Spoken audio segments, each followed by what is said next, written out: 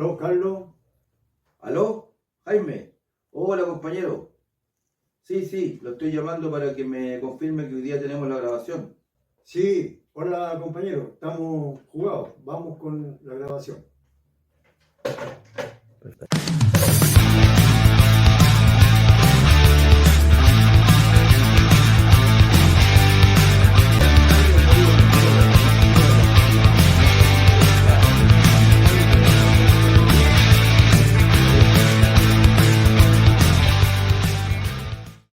Muy buenos días, muy buenas tardes y muy buenas noches a nuestros audio escuchas que nos siguen en el programa Observadores Internacional, que en esta oportunidad haremos un programa especial de análisis del proceso electoral vivido en nuestro país. Como siempre nos acompaña nuestro eh, coanimador Jaime Gajardo Orellana, ex presidente nacional del Colegio de Profesores de Chile, ex secretario general de la CUT.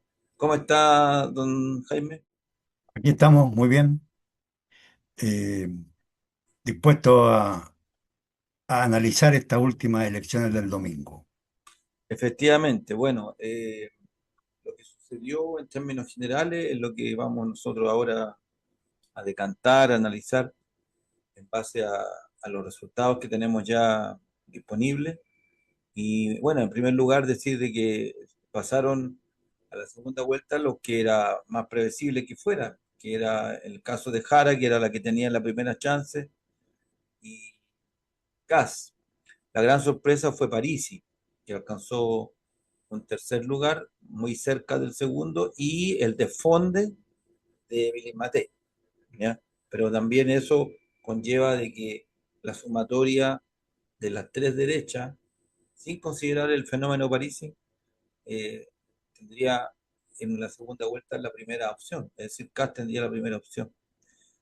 Bueno, eso es lo que podríamos analizar en primer lugar y tal vez luego revisar un poco de datos sobre la composición del Congreso. Jaime, Bueno, importante el proceso electoral que ha ocurrido el día domingo.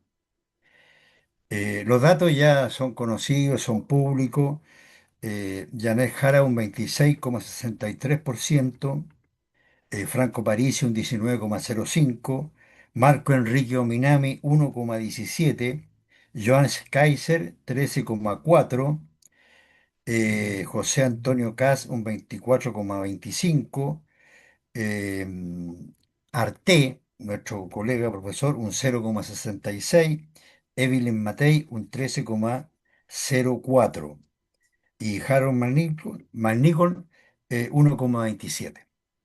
Bueno, aquí está el panorama, por lo tanto pasan a segunda vuelta Yana de Jara con un 26,63 y José Antonio Caz con un 24,25. En realidad es estrecha la diferencia, ¿ya? Y así es. esto significa que es una segunda vuelta que tiene que ser eh, encarada con algo distinto. Ya de hecho, la candidata Janet Jara, en su alocución, al ya tener claros los resultados, ella manifestó que estaba de acuerdo con esto de eliminar el IVA para los medicamentos, ¿ya? Y así recogió otras propuestas que hicieron los candidatos que no fueron electos a esta segunda vuelta. Eso significa ampliar, querer recoger el máximo de votos y algo distinto, nuevo, parte de una estrategia que ojalá dé resultado. Lo que ocurre acá es que, claro, lo sumado de Johannes Kaiser y Evelyn Matei eh, apoya a lo que es la votación posible que pueda sacar José Antonio Caz. Porque, mire, aquí hay cuatro candidatos que son derechistas, eso no hay vuelta que darle. Son ramas, accesorios de un mismo árbol. Tenemos eh, eh, José Antonio Caz, Evelyn Matei, Johannes Kaiser y Franco Parisi, que en realidad cada uno representa como una parte de lo que es la derecha, una derecha populista, otra más eh, dictatorial, pero en realidad son una misma derecha. Es evidente que como una votación popular y el universo es muy grande, no van a votar matemáticamente, pero sí ejerce una poderosa influencia, de tal forma que esa corriente que hoy día se expresa en estas candidaturas puede consolidarse en las semanas siguientes. Lo que sí es importante que, viendo los resultados de las parlamentarias, los de la Cámara de Diputados, el Senado, en realidad quedaron bastante equilibradas las fuerzas, así en forma teórica, ¿ya? Porque después en la práctica ahí uno se van cambiando para otros lados y así eso tiene cierto dinamismo. Entonces, eh, va a tener que obligar a las fuerzas a negociar, salga quien salga, eh, en lo inmediato una vez ocurrida la segunda vuelta. Entonces, se ve un panorama bastante complejo y difícil de implementar y aquí se van a poner a prueba las tácticas, estratagemas y todo lo que se refiere a iniciativa por parte de ambas candidaturas, ¿ya? En este caso el progresismo va a tener que percutirse de algunas cosas y encarar esto con un método y estilo mucho más a la ofensiva. Bueno, ¿Qué te efectivamente, parece? bueno, sí, bien.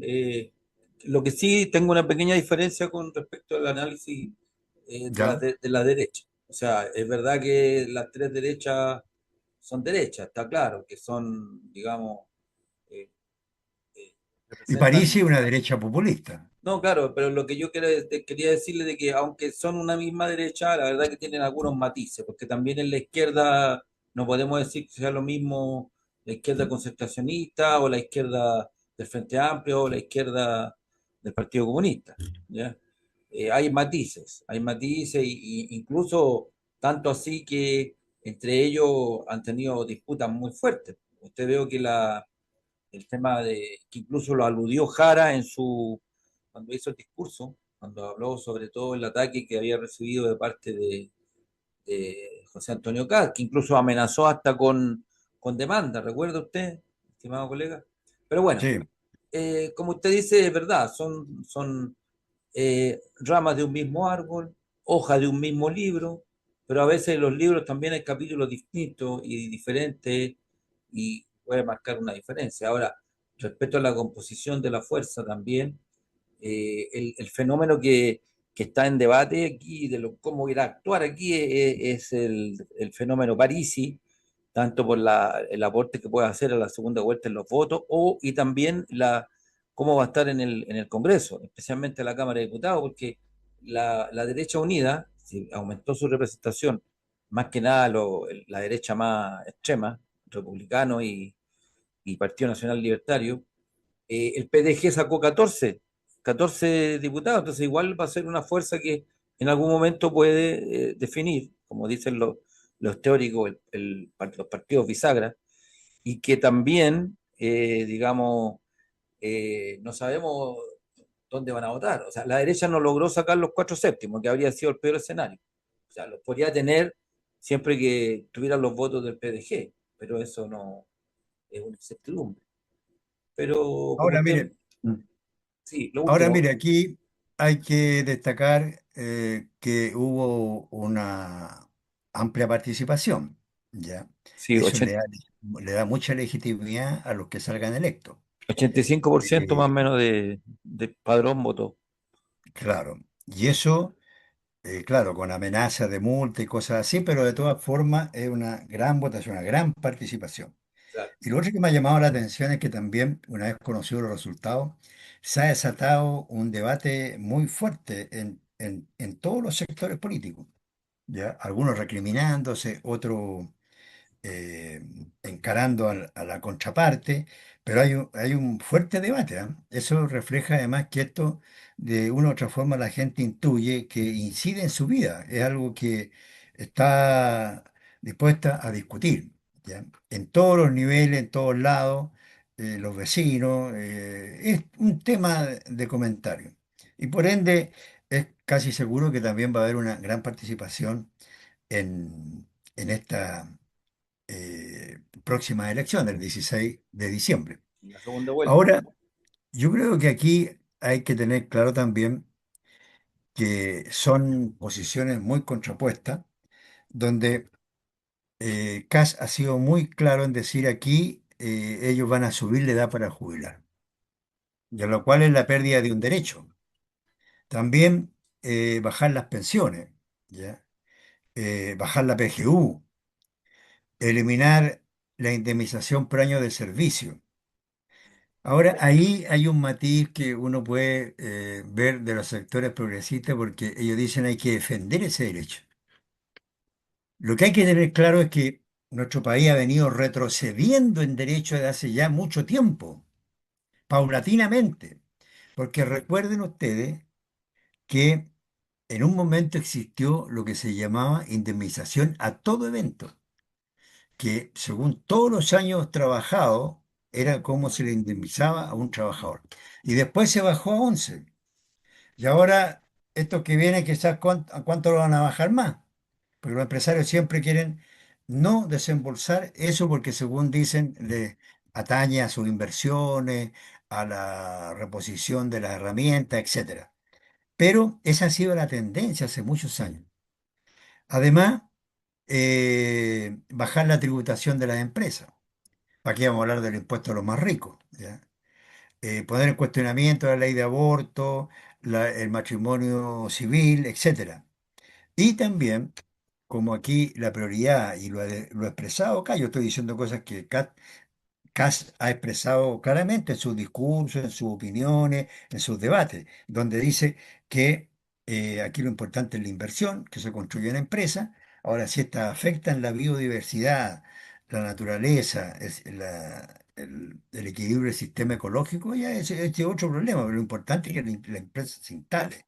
Eso es lo que se llama no una industrialización sustentable, donde también se coloque el entorno y cómo esto puede perjudicar a las comunidades en su respectivo momento. Eh, entonces, ahí está aspectos que yo creo que son clave, que tiene que entrar a ver con la otra candidatura y en lo posible tener presente que si hoy día hemos seguido una línea media continuista, los sectores progresistas, es muy probable que si llega este señor a la presidencia, van a haber retrocesos claros y nítidos en muchos de estos derechos. Bueno, ¿No le parece, mi estimado? sí, efectivamente es así. La verdad que estamos en un ciclo, digamos, histórico donde realmente hubo un momento en que las fuerzas progresistas, digamos, después del estallido social, trataron de canalizar toda esa energía con el proyecto de la convención, que lamentablemente no prosperó. Y ahora estamos nuevamente, incluso algunos sostienen de que la votación de París es una suerte de estallido social, así como también podríamos decir que, que Jara hubiese ganado la primaria, también era una especie como de protesta a la política tradicional, es decir, a los que esta rama, digamos, del gobierno que correspondería a la rama de la antigua concertación que está integrada en en el actual gobierno. Y bueno, ahí está el fenómeno del apoliticismo, porque los que están en el partido de la gente dicen que ellos no son políticos, no son ni de izquierda ni de derecha, ¿ya? Entonces, pero también hay que decirlo con claridad de que lamentablemente la agenda del actual gobierno no contribuyó mucho a que las ideas más progresistas pudieran avanzar. Y al final pareciera que se le está entregando en bandeja a la ultraderecha la posibilidad de ser gobierno, lo que sería, como usted muy bien dice, un lamentable retroceso para avances sociales.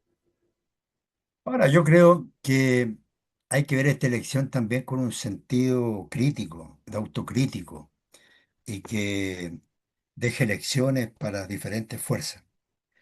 Porque eh, hay un avance de la derecha, de los sectores fascistas en el mundo, eh, y con ellos con planteamientos súper claros que era difícil hace unas décadas atrás que se escucharan públicamente, pero también la gente se ha cansado hoy día de muchas promesas y poco cumplimiento.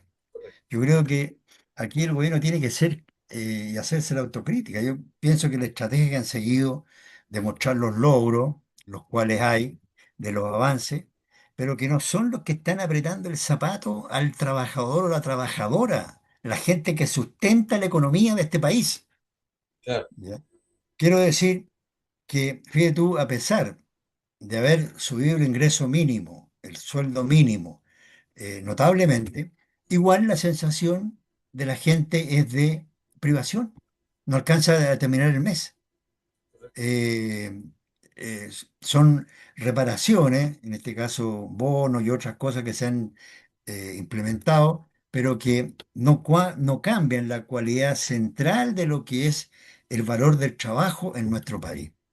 ahí, Eh, Pienso que el diagnóstico que hay de las partes no es lo mismo. O sea, hay dificultades porque la realidad y los hechos, los números, las estadísticas son más contundentes de lo que uno piensa. O sea, en este sentido, eh, de que la situación eh, de que estamos mal en el país, que hay un malestar, es efectiva. Y de alguna forma la votación de París así lo explica, ¿ya?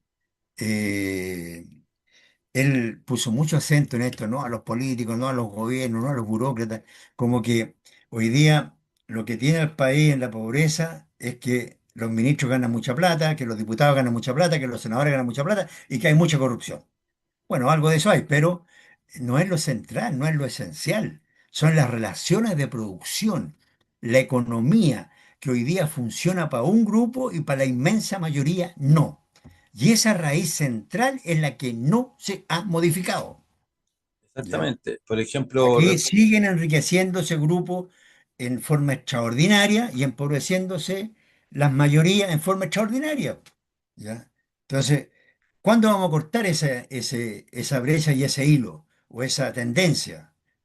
Eso es lo que yo creo es clave hoy día en el país y que explica mucho de los resultados que hemos tenido en esta elección.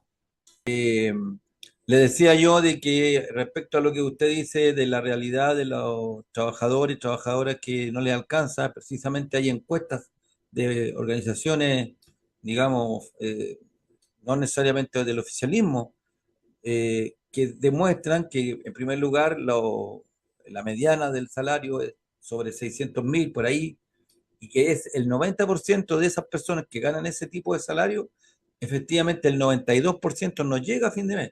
Entonces, es una cosa concreta, no es que se esté hablando, digamos, un discurso vacío. Y justamente, como muy bien dice usted, el fenómeno Parisi toma eso, porque la gente está aburrida de las promesas, está aburrida de, no, que vamos a hacer aquí, lo vamos a hacer bien acá, lo vamos a hacer allá, y al final de cuentas, a la gente no le llega ese progreso, digamos, ese equilibrio macroeconómico, ese crecimiento, no le llega al bolsillo. Mire, yo voy a enumerar más o menos, creo, los errores que se han cometido por parte de los sectores progresistas. Primero, no hay autocrítica y segundo, que muchas cosas que se prometieron no se cumplieron. No, Y eso es verdad, hay que decirlo derechamente, ¿para qué no vamos a estar viendo la suerte entre gitanos? Ah, sí, esa es la realidad. Entonces, intervenciones de ministros, autoridades que yo he observado, que eh, muestran lo que hicimos aquí, lo que hicimos allá, y muchas cosas positivas, en realidad son cuestiones de buena administración, pero no van al meollo del asunto de lo que el país necesita hoy día. Además, una concepción de detener a la derecha tampoco es una consigna o una política correcta. Lo que se trata aquí es de revertir para cambiar las cosas, pero no solo para contener a la derecha, que la derecha no avance. Si la gente no ve eso, o sea, no todo el mundo es politizado ni ideologizado. O sea, Exactamente, si usted le plantea las cosas en esos términos, no la va a entender mucho, ¿ya? Él va a claro. seguir sintiendo que le falta para terminar el mes, que gana poco, que tiene que trabajar mucho, que sus condiciones no son las más aptas de trabajo, que además se le viene el problema de seguridad encima, el problema de la carestía de la luz, etcétera, etcétera, etcétera, etcétera. Ahora, una cosa importante, los métodos de cómo se ha planteado la gobernanza tampoco ha sido la más adecuada. Esto de hacer la política de los avances en la medida de lo posible, la política de los acuerdos, el tripartismo, el gradualismo, que incluso esto es una corriente que existe hoy día o existió hace unos siglos atrás, ¿ya? Para la El, dinámica de los mundos de hoy, eso no ocurre. el realismo, Incluso yo he escuchado de parte, el realismo yo, sin renuncia. exacto, yo he escuchado a muchos dirigentes decir, mire, más vale un mal acuerdo que no tener acuerdo, ¿ya? Entonces, toda esa política de cómo encarar, yo creo que eh, no ha sido correcta.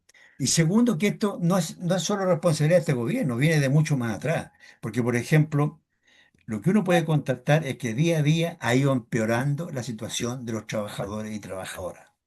Eso es un hecho objetivo. Hoy día está una cosa, mañana otra, que la flexibilidad laboral, que el empresario tiene menos, menos límites para contratar gente. O sea, se va dando esa situación y ha sido gradual.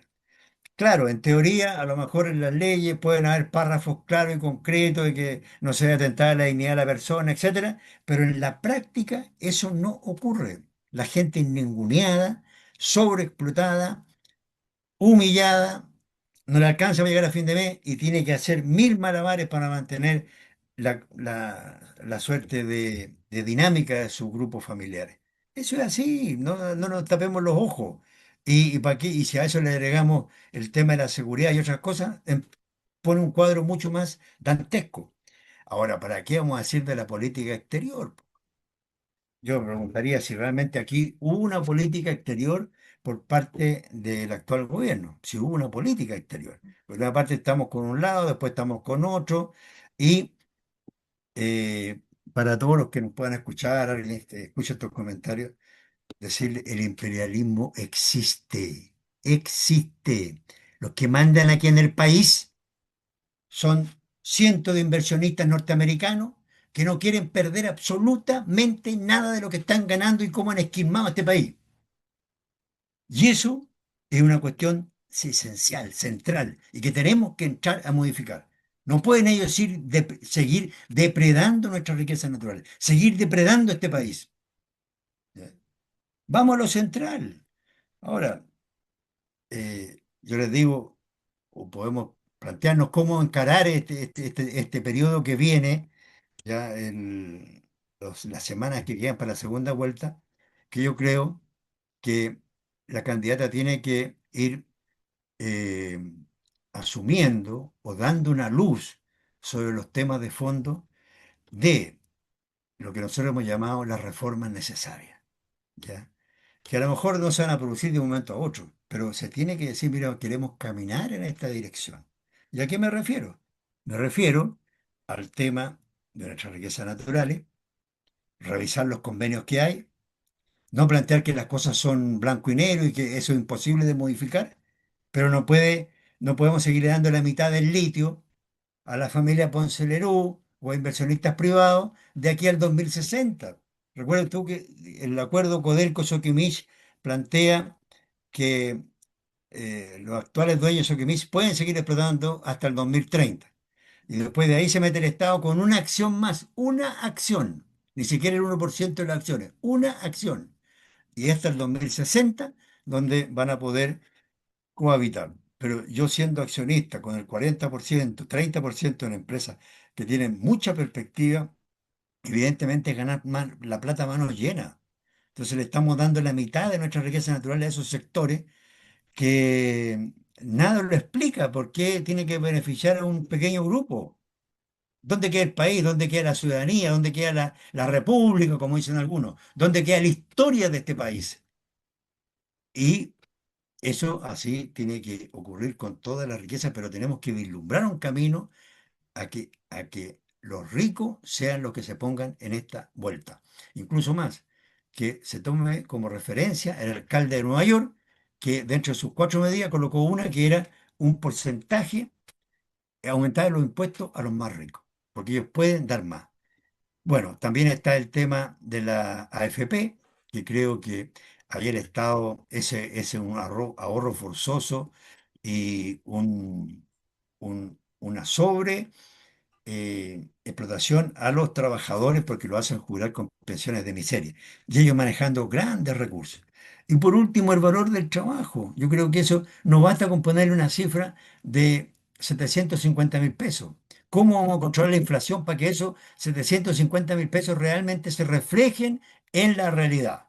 Que sea un incremento real para los trabajadores del país. Esas son las cosas que hay que abordar, las reformas necesarias y poner hincapié en esa etapa hacia adelante, en esta batalla que viene hoy día entre la idea progresista y las retardarias que representa Juan Antonio Caz. La verdad que ante la magnitud del desafío, no sé si alcanzaremos a llegar, compañero, porque la verdad que todo esto que usted plantea es algo que se planteó, yo diría, en el primer momento que el gobierno asumió. Y además que el problema fue que el gobierno apostó todo al tema de la reforma constitucional.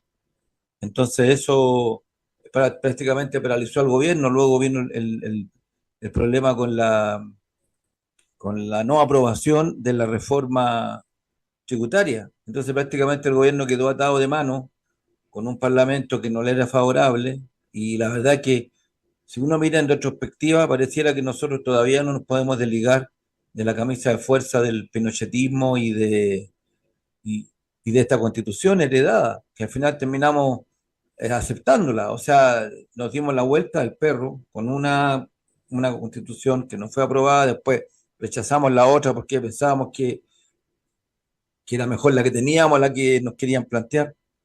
Entonces, la verdad que es un escenario bien complejo para el gobierno y la verdad que sería lamentable que finalmente las fuerzas retardatarias tomaran el control del país, pero también hay que asumir la responsabilidad y hay que hacer, como dice usted, una autocrítica de los sectores de izquierda que realmente con esas actitudes tibias no se logra parar a la ultraderecha, ¿ya? Y bueno, ahora, si realmente hay una voluntad, porque aquí lo que se requiere es voluntad política para realizar las acciones necesarias, los cambios necesarios, y no quedarse en un programa que es muy bonito, que dice muchas cosas revolucionarias, pero se va a quedar en el papel. Entonces, y eso es lo que la gente ya no quiere más, ¿me entiende? Porque no cree Correcto, usted. mira, yo tengo muy claro y lo que conversamos los dos son opiniones que damos a conocer para ayudar al debate que hoy día tiene el país, pero son nuestras opiniones y tenemos todo el derecho legítimo a expresarlas. Si triunfa la derecha, ganan estos sectores retardatarios que no quieren perder sus privilegios el 16 de noviembre, la cosa va a ser muy, muy, muy, muy difícil. Eso lo tenemos súper claro. Pero también que esto nos sirva como un mensaje para los sectores progresistas que tenemos que cumplir lo que se promete. Si dijimos educación gratuita y vamos a mantener eso, como corresponda, mantenerla. Si vamos a elevar los salarios, tenemos que controlar la cesantía. O sea, aquí hay que comprometerse y cumplir y predicar con el ejemplo, que son aspectos que la política de hoy reclama con mucha urgencia. Esperamos que a los que nos calificamos de demócratas progresistas nos vaya bien, pero es evidente que eh, aquí no se puede seguir con esta política del Mar Menor y con esta política de prometer muchas cosas y después no cumplir nada. Bueno, efectivamente, yo creo que la autocrítica es necesaria. Los sectores progresistas tienen que hacer un análisis de esto, porque si realmente logra ganar el progresismo y derrotar al- a las fuerzas reaccionarias, vamos a salir como raspando, porque la verdad que objetivamente la primera opción la tienen esos sectores. ¿Ya? Usted mencionaba que la candidata había salido a buscar cosas que tuvieran los otros programas, pero digamos, igual es un panorama muy complejo. Eh, y hay que movilizar a la gente, o sea, no basta con las redes sociales, esto es importante, pero también hay que trabajarlo en la calle, hacer que la gente tome conciencia de que es mucho más allá de que le aumenten el sueldo o que tenga un bono más o un bono menos. O sea, aquí lo que hay que hacer conciencia de que la única forma de liberarse de esta situación es que los mismos trabajadores sean partícipes de su propio destino y que sobre ellos no se mantenga esta explotación con salarios tan bajos y con jornadas de trabajo que las 40 horas al final lo único que van a servir es para que la gente trabaje más horas extra porque no les va a alcanzar con el salario que van a tener.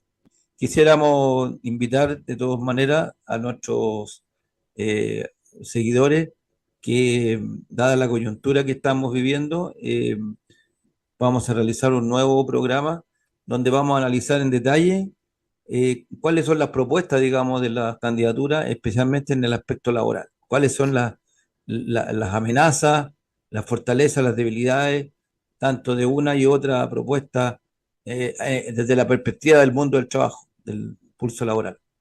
Así que bueno, este ha sido nuestro programa y esperamos que podamos vernos en una próxima ocasión y lo esperamos para ese programa especial. Bien, buenas noches. Buenas noches.